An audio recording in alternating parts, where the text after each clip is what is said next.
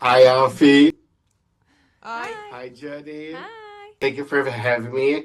Well, first of all, Aaron, happy birthday to you. Oh, dude. look at that! You're gonna blow the. Oh, damn it. Hey! Parabéns pra você.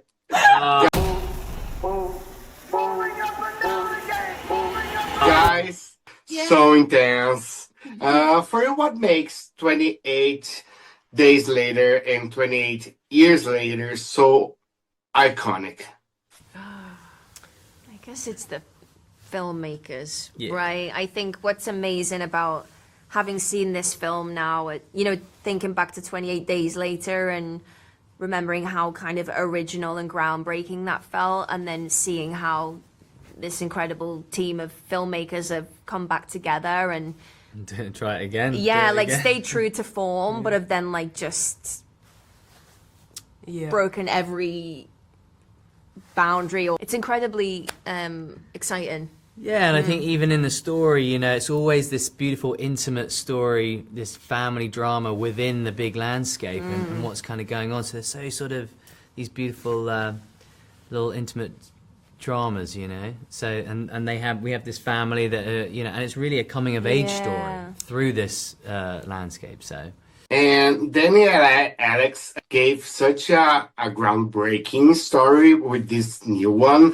For me, there's so many metaphors in this movie about society collapsing. What metaphors did you guys saw in this story? I mean, I think that's a big one. Where you find the UK at the minute is that the UK's been put under a quarantine in the hopes that the rage virus will be contained. And you soon realise that actually it doesn't. It kind of manifests and grows and evolves. And I think that's probably true to how we sometimes act as a society. And in that, if we kind of look away from something, we hope that the problem will go away, and it very rarely does. I mean, it kind of could be like you not locked, but you in that room isolated. Yeah. Could be like you were Britain, maybe. Yeah. I'm not like. But he too- did say, no, but Yeah. he did say, he said, Danny's spoken about, the UK voting for Brexit, and actually that's kind of what the UK did, was that they'd shunned themselves and isolated themselves. Yeah, so that's definitely a kind of theme, which is very present. And I guess now we also have experienced a pandemic. There's an essence of kind of loneliness and quarantine isolation that people can relate to. Yeah. There's something very spiritual about it as well, though. There's something very numinous and profound in what Danny's explored, I feel. And for you guys, what it takes to survive on a zombie outbreak? Tell me 3 things you have to be or have. I think Apples. it's like yeah. You gotta have a snack. I feel like it's safety in numbers. I think, Yeah. the more you have sort of team Apples. weapons. You need And weapons. weapons. Your weapon Yeah. of choice. But I mean, Yeah. with the infected, it's dangerous going up close with any, melee weapons. I mean, and you can't exactly get guns in England. So yeah, I mean, I think it's going to be very hard. If anything like that happened in Britain, it'd be very hard to survive. Why do you think people are so fascinated with zombies? It's a good question. With these movies, I think there's an intensity and an exhilaration that you experience.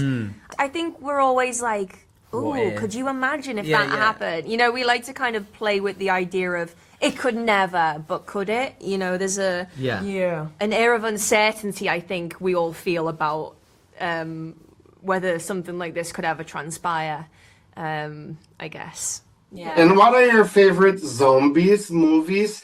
And if you could cross over 28 years later with other horror franchise, which one would you pick?